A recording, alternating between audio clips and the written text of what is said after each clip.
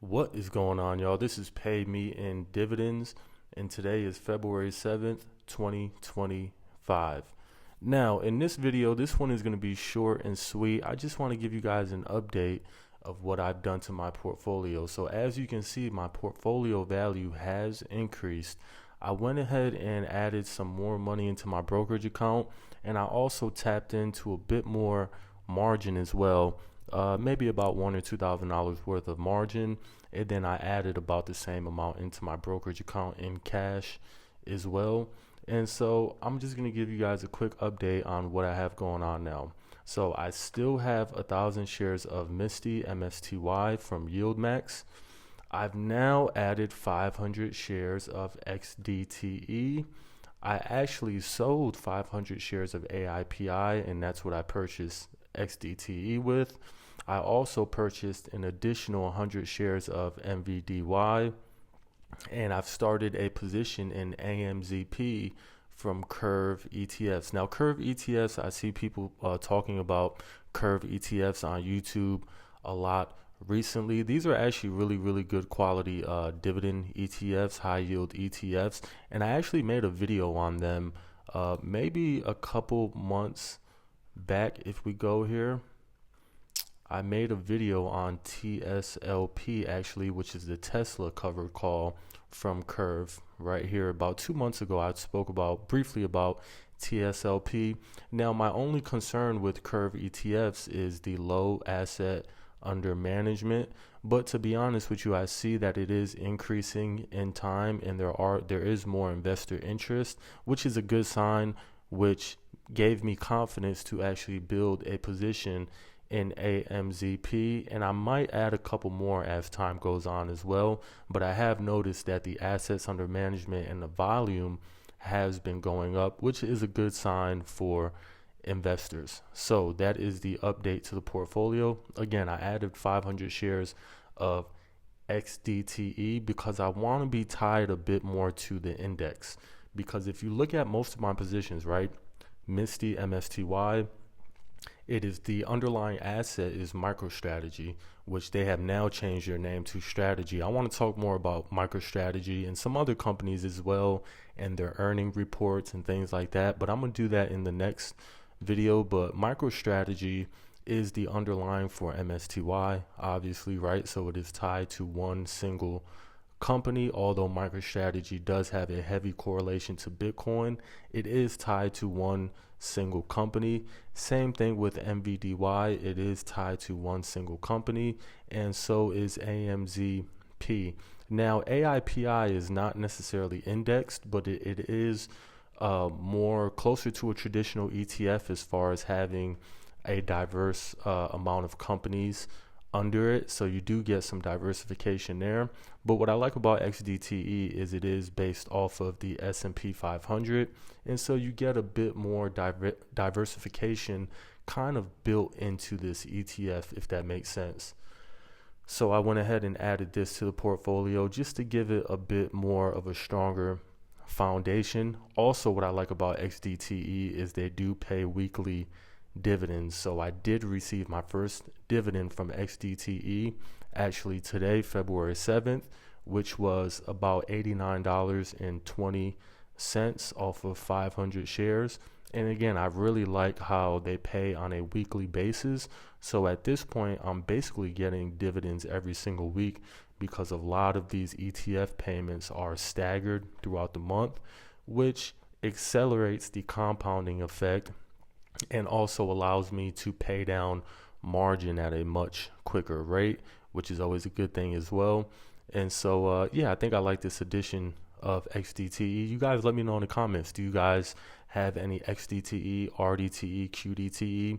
I used to have RDTE, but what I realized about RDTE is the Russell is a bit more choppy than the S&P 500. The S&P 500 is really kind of the standard of the market. It's the top 500 companies in the US.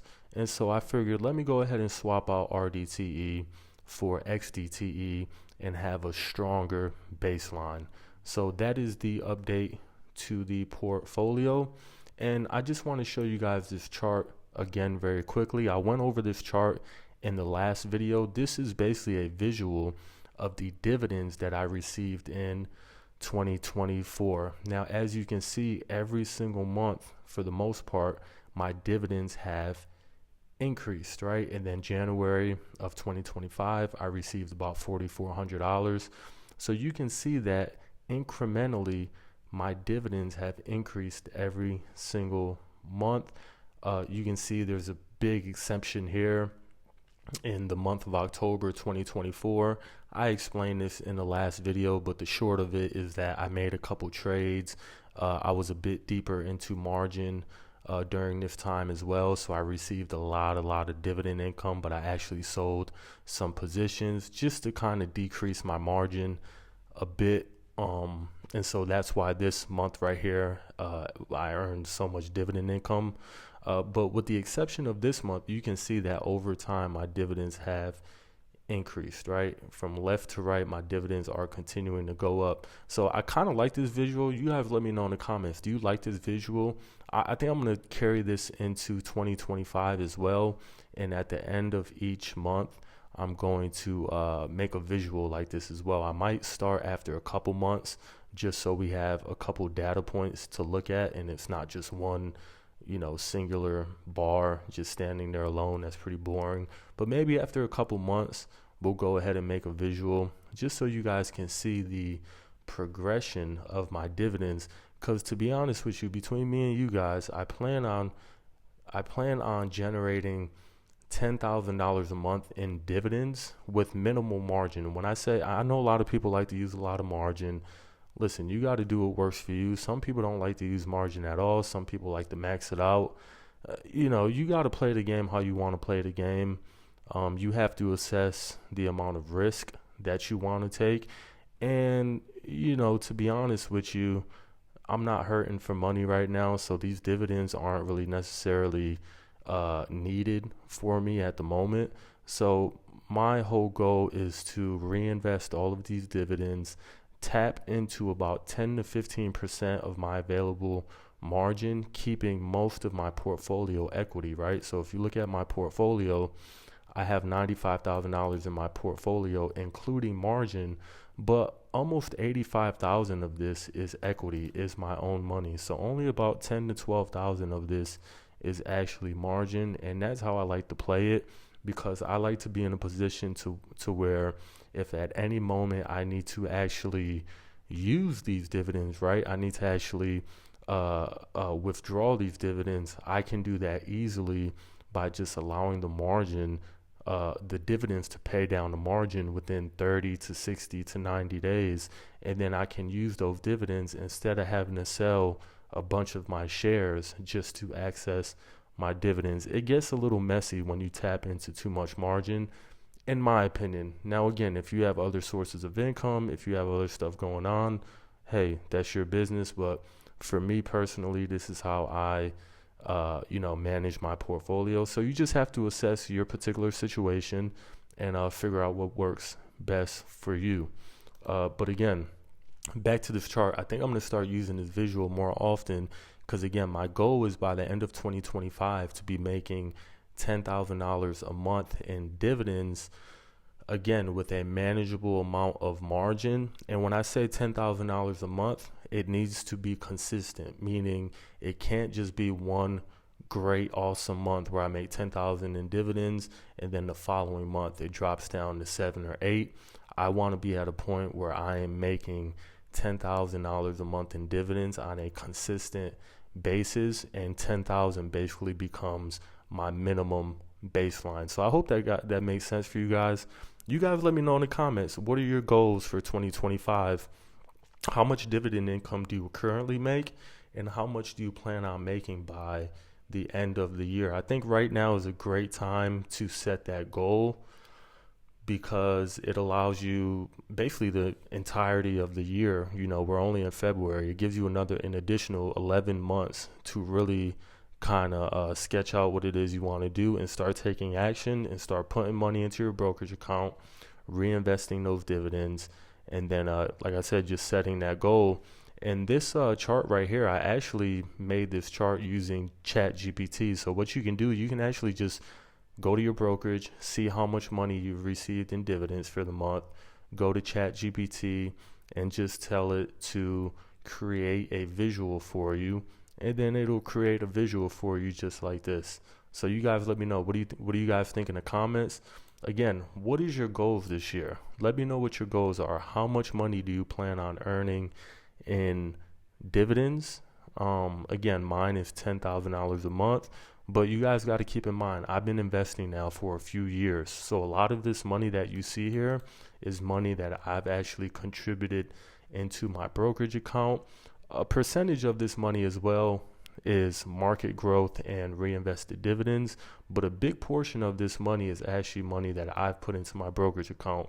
So I just want to remind you guys, when you guys see these big portfolios online, don't get discouraged. There's a lot of YouTubers, I'm very young. I don't want to tell you guys how young I am, but I'm a 90s kid, so there's people on YouTube who are old and they've been doing this for years and they have a lot of money and a lot of time on their side where they've been investing for 20, 30, 40 years, and they've accumulated a lot of assets. So it's easy to kind of be, get discouraged or be unmotivated when you see these big numbers.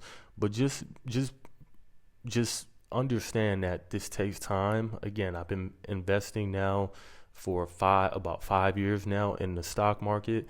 The first couple years was a lot of trial and error because I was really just teaching myself and just learning, from online, YouTube University, Google University, and so don't get discouraged. You got to start somewhere. Some people watching this video may have less than what I have in their portfolio. Some people may have a lot more money, so don't get discouraged. Just make a goal, take action, and remember, in the beginning, you're really going to have to contribute to your brokerage account aggressively. You're not going to get lucky. I mean, you can get lucky, but chances are you're really not going to get lucky. Most of the money that you acquire in the beginning in your portfolio is going to be from your earned income, from your job, or from your business, and you're going to have to take that money, you're going to have to budget it after you pay your bills, and then contribute aggressively. And that means you may have to cut back on certain things, right? You may not be able to go out as much. You may have to say no to certain things, right? You may have to cut back on some of your vices or hanging out with certain individuals in your life that aren't allowing you to be successful, right? So I don't want to sit here and preach to you guys, but I just want to let you guys know that after investing for a few years, you kind of come to terms with the fact that not everybody is on the same journey, and you're going to have to decipher who it is that you keep around you, who you keep in your circle. Then you're going to have to make that decision whether or not you want to be successful, right?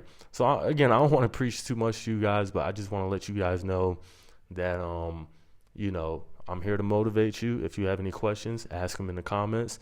And again, let me know in the comments, what is your goal this year for dividends? And also let me know, what do you think about my portfolio now? Again, I added XDTE and AMZP.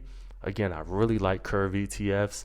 I want to start adding them slowly but surely for the rest of 2025. I do plan on getting my MVDY position to at least 1,000 shares. AIPI, I think I'm cool with 500 shares right now. I really like the consistent, predictable dividend. It doesn't vary much, so there's a good baseline here with just 500 shares.